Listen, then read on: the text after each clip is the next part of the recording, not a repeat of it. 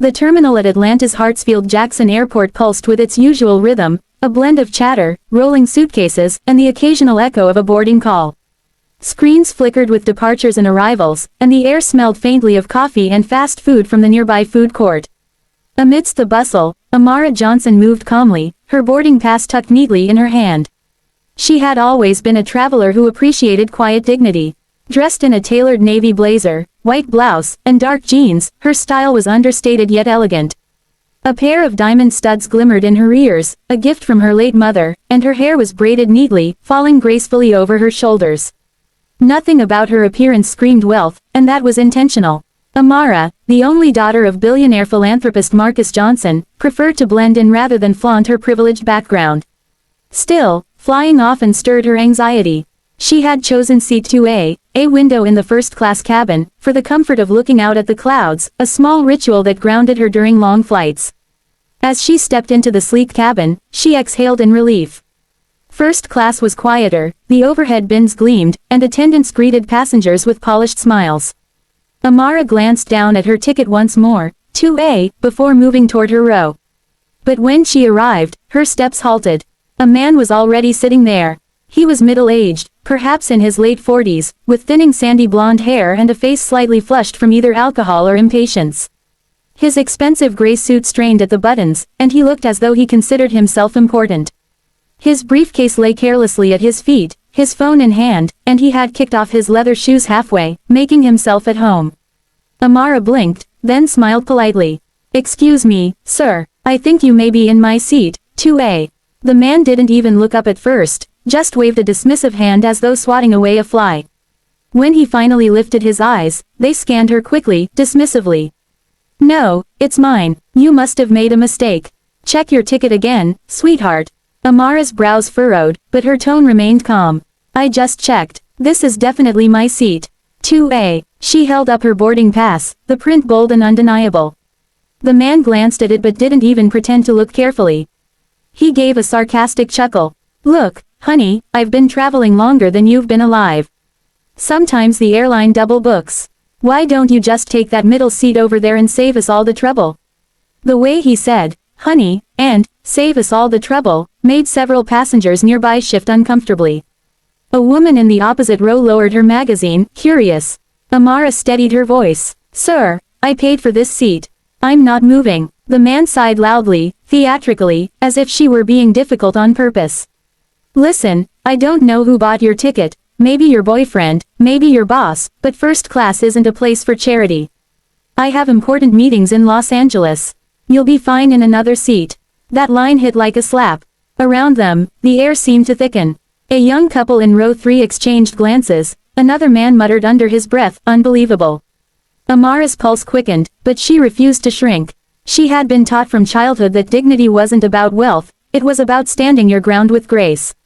She inhaled and said firmly, "This is my seat, and I am going to sit here." The man leaned forward, lowering his voice but sharpening his words. "Be honest with yourself, you don't look like you belong in first class. Why cause a scene?" Those words carried weight beyond the surface. The implication was clear, and it burned. A young black woman couldn't possibly belong in the space he believed reserved for men like him. Gasps rose from a few passengers who overheard.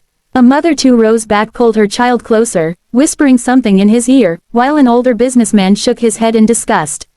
At that moment, a flight attendant appeared, sensing the tension.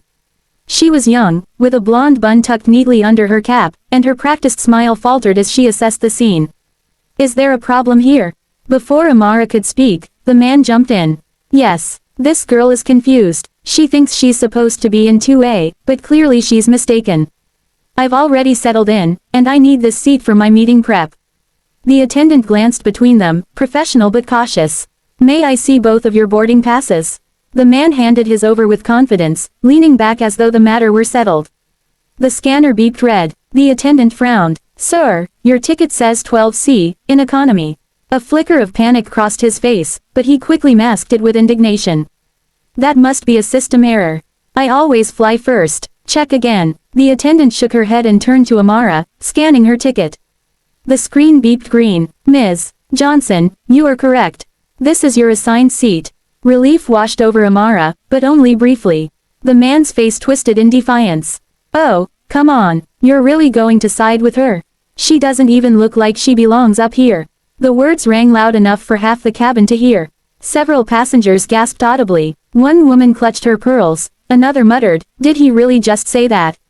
Amara's cheeks flushed hot, but she held her posture, her mother's voice echoing in her memory. Never let their prejudice define your worth. Stand tall, baby girl. The attendant's patience snapped. Her voice was no longer soft but firm. Sir, you need to move to your assigned seat now. The man folded his arms stubbornly, glaring at Amara as if she were the villain. No, I'm not moving. If you want me out, you'll have to drag me. A ripple of unease moved through the cabin. The businessman in row 1 spoke up. She has the ticket. Let her sit down. Another passenger added, this is ridiculous. He's holding everyone up. But the man stayed planted, jaw tight, refusing to budge. Amara remained still, heart hammering, but her expression unreadable. She would not surrender, not this seat, not her dignity. The flight attendant radioed for the captain. Within minutes, the situation had escalated far beyond a seat dispute. The cabin was tense, whispers buzzing, children fidgeting nervously. Amara sat quietly in the aisle, her boarding pass still clutched in her hand, waiting for justice to speak louder than prejudice. And in that moment, though she didn't yet know it, the entire flight, and the man who thought himself untouchable, was about to be grounded by truth. The hum of the aircraft had gone silent, replaced by uneasy murmurs. What should have been a smooth boarding had turned into a tense standoff. Amara sat quietly just outside her row, her hands folded over her boarding pass. She was composed on the outside, but inside, her chest tightened with a storm of emotions, anger, humiliation, and exhaustion. The man in her seat was still planted firmly, arms crossed like a child refusing to leave a playground. His face burned red, but his voice carried arrogance. This is outrageous. I paid for a premium experience, and now you're trying to shove me in the back with those people. He jerked his thumb toward economy. Passengers bristled. A woman with silver hair muttered sharply, "You're in the wrong, just admit it." A young man in business attire leaned across the aisle. "She has the ticket, man. Stop wasting our time." But the man didn't budge. The flight attendant who had spoken to him earlier returned with reinforcements, 2 colleagues and the captain himself, a tall man with silver hair and calm authority. His uniform was crisp, his voice steady, but his eyes were sharp as they locked on the disruptive passenger. "Sir," the captain began, his tone measured but firm, "you've been asked to move to your assigned seat. If you refuse, this aircraft cannot depart." The man sneered, waving his hand dismissively. "Oh, please, I've been flying longer than she's been alive. You're really going to let this little mix-up ground an entire flight?" The captain didn't flinch. "This is no mix-up. The manifest is clear. Your ticket is for 12C. If you do not comply, you will be escorted off."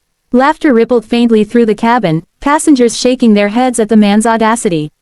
But beneath the laughter was impatience. Every minute wasted was one step closer to missed connections and ruined plans. The man stood suddenly, but not to move. He puffed out his chest, pointing toward Amara. "She doesn't belong here. She's what, mid-20s? Young girls don't just waltz into first class unless someone else pays their way. And you're telling me I'm the problem?" The venom in his words cut through the air. Amara flinched, though she quickly steadied herself. The injustice wasn't new, it was the familiarity that hurt most. She wanted to speak, to defend herself, but she remembered her father's advice, sometimes silence shouts louder than words. It was the captain who answered, his voice cool as steel. "Sir, first class is not determined by your assumptions. It is determined by the ticket purchased. Ms. Johnson has every right to her seat. You do not." The man's face darkened. He raised his voice, startling a child in the row behind. "This is discrimination. You're treating me like a criminal because I won't let some entitled kid push me around." At that, the captain signaled to airport security, who had just boarded. 2 uniformed officers approached, their presence undeniable. The cabin hushed, all eyes on the standoff. "Sir," one officer said, "you have 2 choices, move to your assigned seat, or deplane with us now." The man scoffed, "I'm not going anywhere. I paid good money for this ticket." The officer scanned it, holding it up for everyone to see. "Seat 12C, economy. This is final." The man exploded, voice rising. "This is unbelievable. Do you know who I am? My company, my clients, I will ruin this airline." His tantrum only sealed his fate. The officers each took an arm, lifting him from the seat. He refused to surrender. He struggled, but the fight in him dissolved quickly under their grip. As they escorted him down the aisle, passengers began clapping, not out of mockery, but out of relief. The tension lifted with each step he took toward the exit. As he disappeared into the jet bridge, the captain addressed the cabin. "Ladies and gentlemen, I apologize for the delay. We appreciate your patience. We will depart as soon as possible." Applause followed again, this time for the crew's composure. Amara finally slid into her rightful seat, her hands trembling slightly as she fastened her belt. A nearby passenger leaned over, a woman in her 40s with kind eyes. "You handled yourself beautifully. Don't let that man's ignorance touch you." Another man across the aisle chimed in, "It was about time someone stood their ground." "Thank you." Amara nodded softly, her throat tight. She didn't crave recognition, she had simply wanted her seat. But the support warmed her heart. The flight attendant approached quietly, kneeling beside her. "Ms. Johnson, I want to personally apologize for everything you just went through. That was uncalled for." Amara smiled, faintly. "Thank you. It wasn't your fault." The attendant lowered her voice. "The captain asked me to let you know, you're welcome in the cockpit before takeoff if you'd like a calmer start. He admires how you handled yourself." Surprised, Amara accepted. Inside the cockpit, the captain turned in his seat, meeting her eyes with kindness. "I just wanted to say, no one should ever speak to you, or anyone, that way. You belong in this seat, and anywhere else you choose to be. Never forget that." Her throat tightened with gratitude. "I appreciate that, Captain. I didn't want to fight. I only wanted my place. And you kept it," he replied simply. "That's strength." When the flight finally took off, Amara leaned against the window, the clouds stretching endlessly beneath her. Her heart still carried the sting of the man's words, but above that was something greater: validation, dignity, truth. The next day. By morning, the incident was everywhere. Several passengers had recorded the confrontation and shared it online. Within hours, the videos went viral. Headlines read, "Man refuses to give up seat to young black woman in first class, flight grounded." The clips showed Amara's calm composure in stark contrast to the man's red-faced ranting. Social media erupted, condemning the prejudice and praising her quiet strength. People commented things like, "She showed more class in silence than he did in his entire tantrum." Soon after, the media discovered who she was: Amara Johnson, daughter of billionaire philanthropist Marcus Johnson. The irony wasn't lost on anyone. The man had mocked her for not belonging when she came from one of the most prominent families in the country. But what caught attention most wasn't her father's fortune. It was how Amara had responded, with grace, without shouting, without sinking to his level. That evening, Marcus Johnson called his daughter. His deep, reassuring voice filled her ear. "I saw the news, sweetheart. I want you to know, I'm proud of you.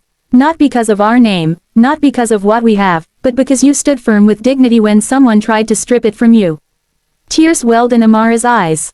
"I didn't even say much, Dad. I just wanted my seat. And that's the point," he said gently.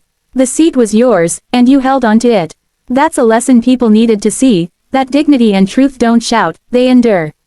And they always win." Amara closed her eyes, letting the words settle deep in her spirit. The world had tried, once again, to tell her she didn't belong. But the truth had grounded that lie before it could take flight. Moral of the story: respect and dignity are not measured by appearance, age, or assumptions. Everyone deserves the place they've rightfully earned. Prejudice may try to steal it, but truth will always prevail.